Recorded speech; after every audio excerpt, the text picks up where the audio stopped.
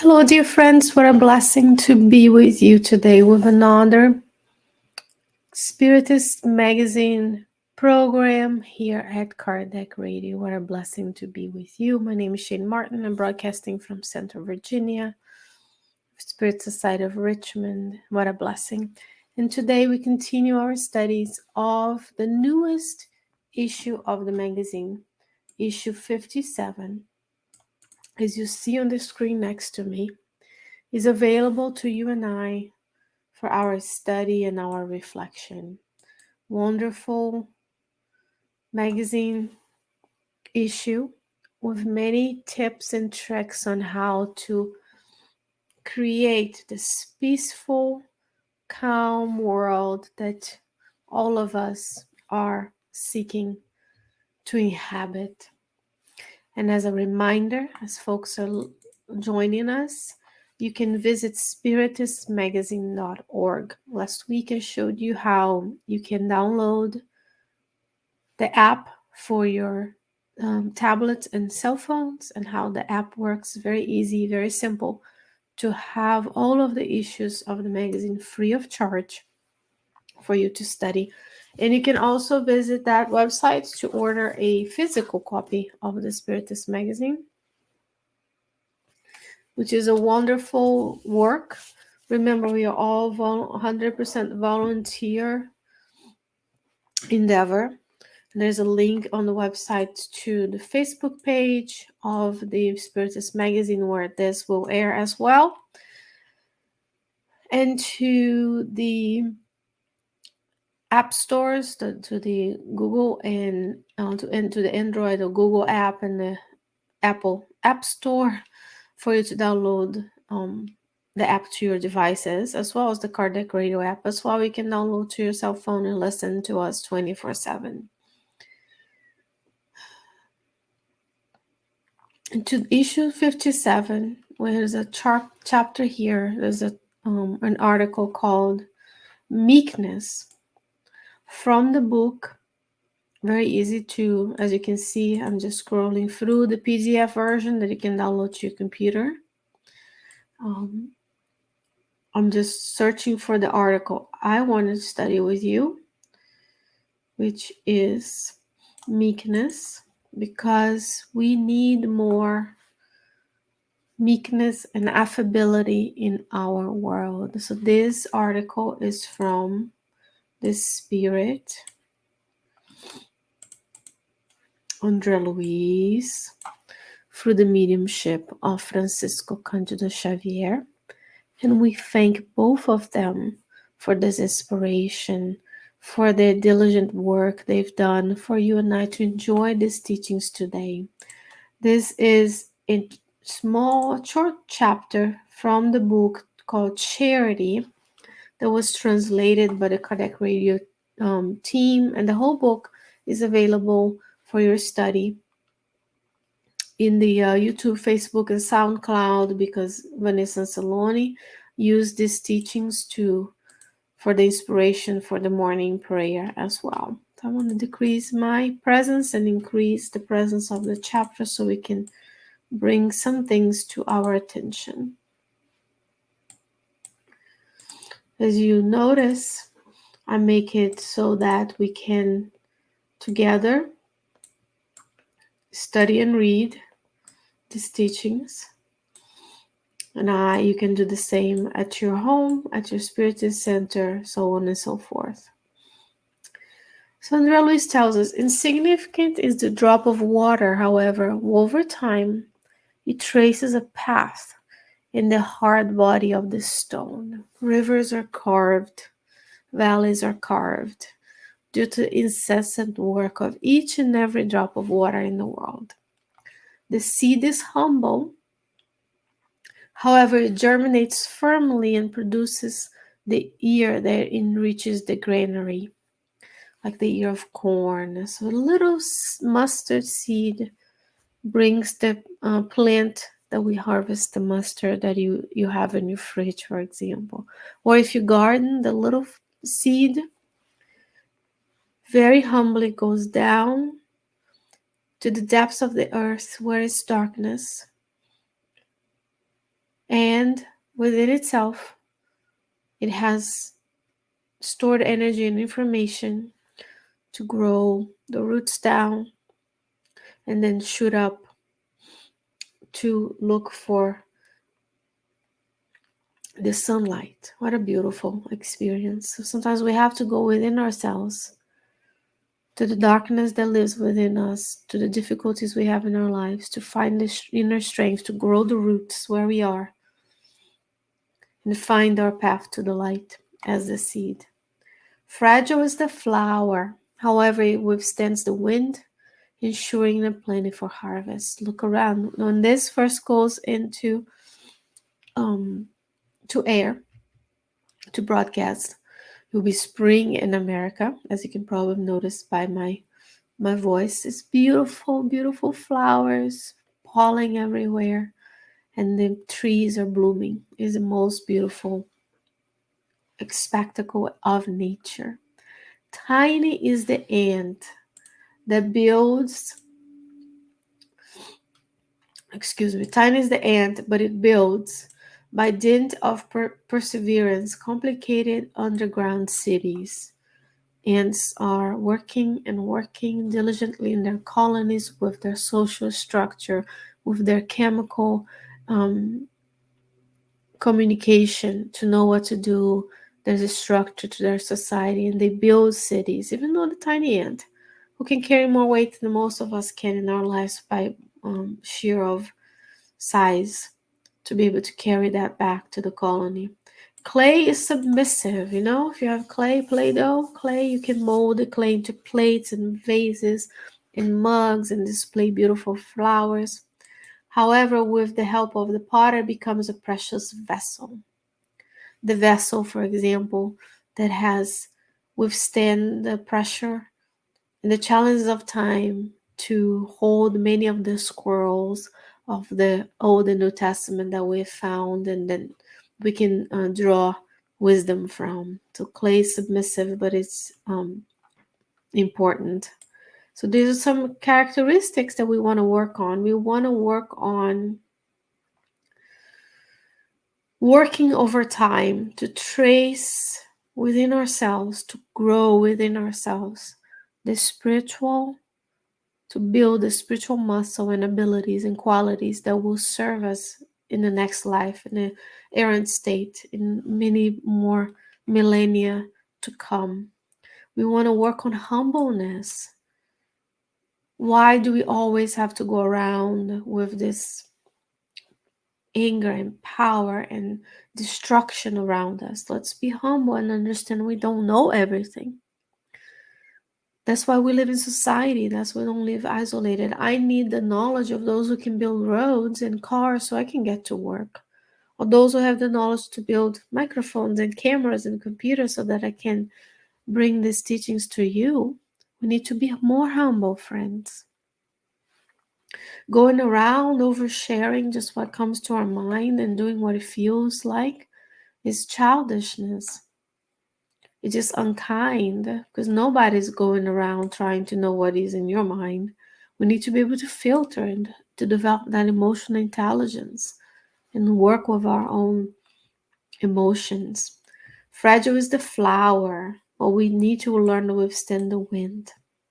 And then we need to build, even though we may feel like one out of almost 8 billion incarnate, and then more than many billions discarnate on the earth, you can, as the tiny ant, build within ourselves underground cities of love and compassion by doing the job that God gave you to do where you are right now in this world.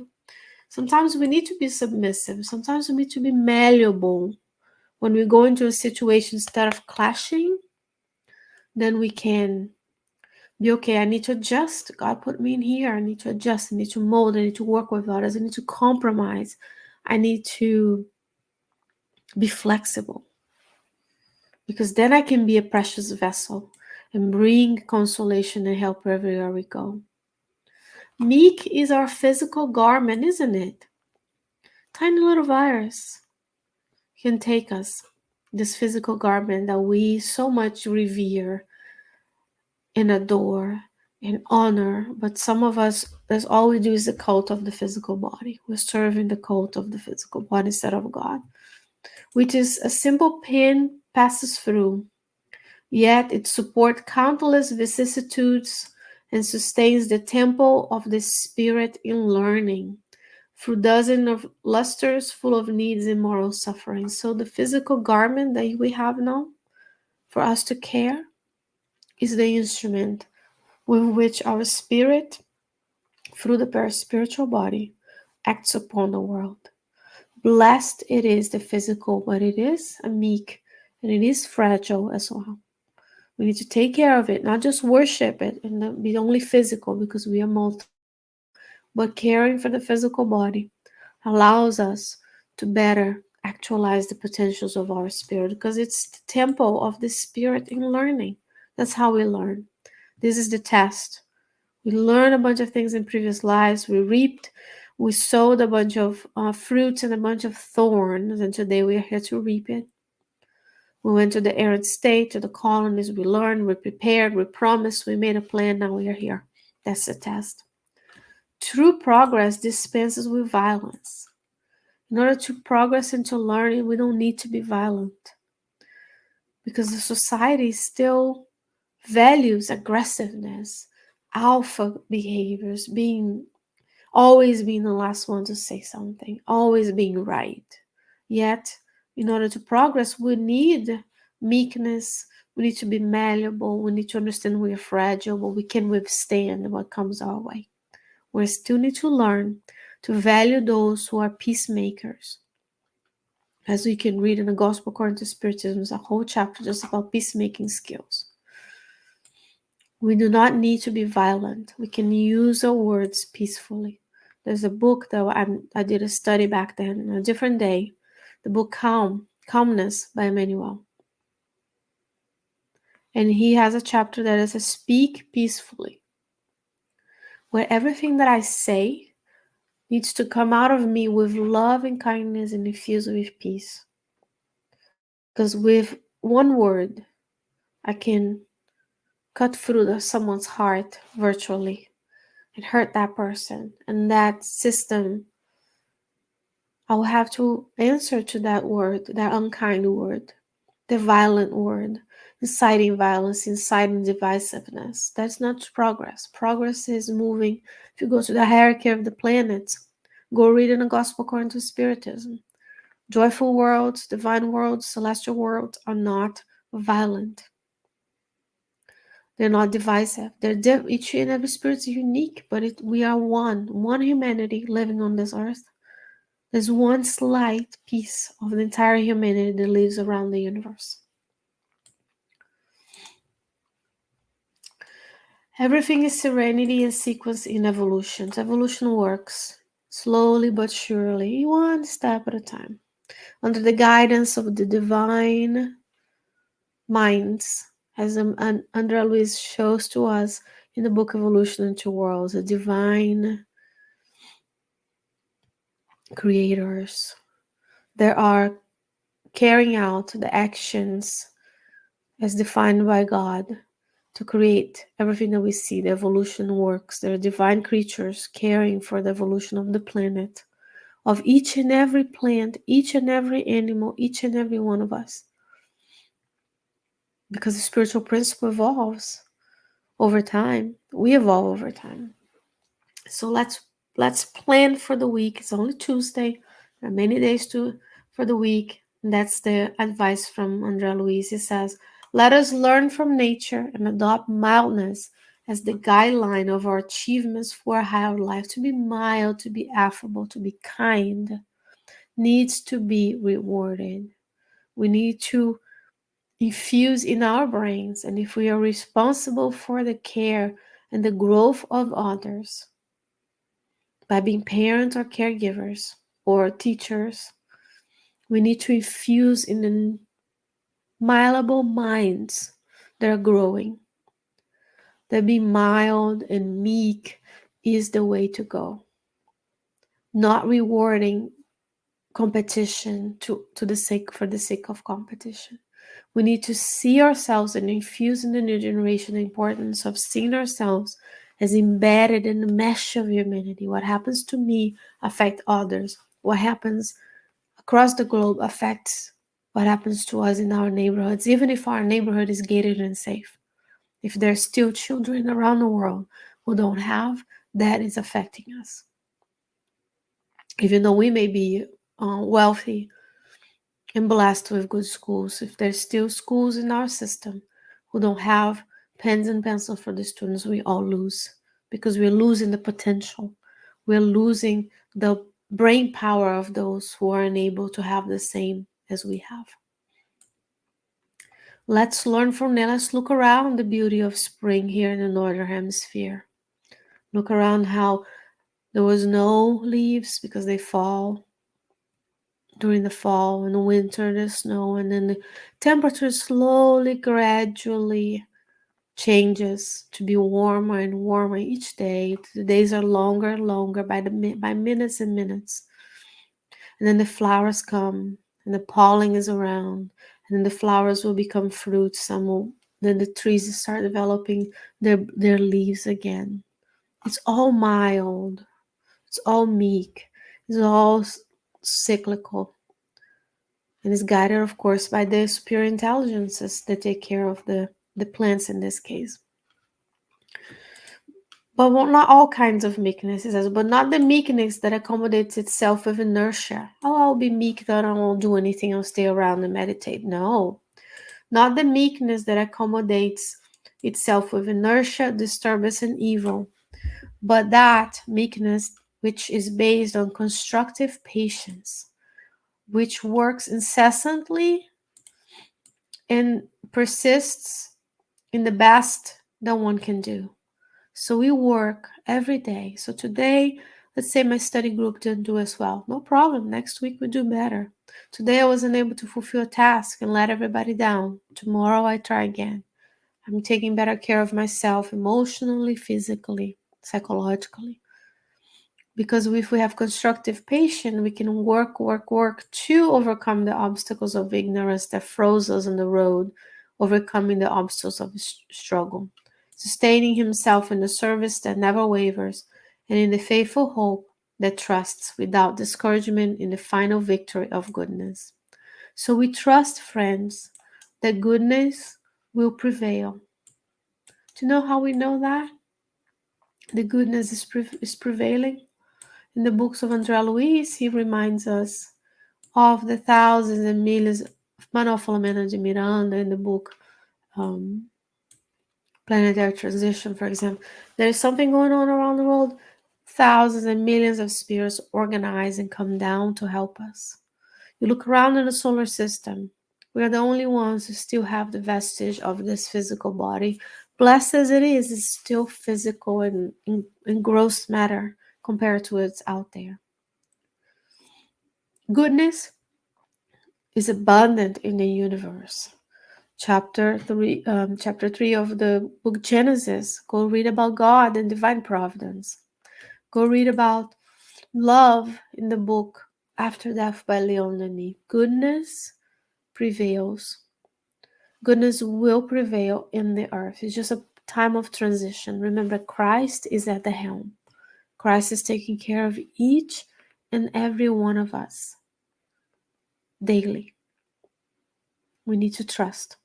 Faithful hope that trusts. Without discouragement, continue to do the beautiful work that you were put in this earth to do, so that we can contribute to the final victory of goodness. But it starts, the sum of what we see out there, the disturbances, the violence, the difference is the product of all of us. What you see out there is a sum of all of us.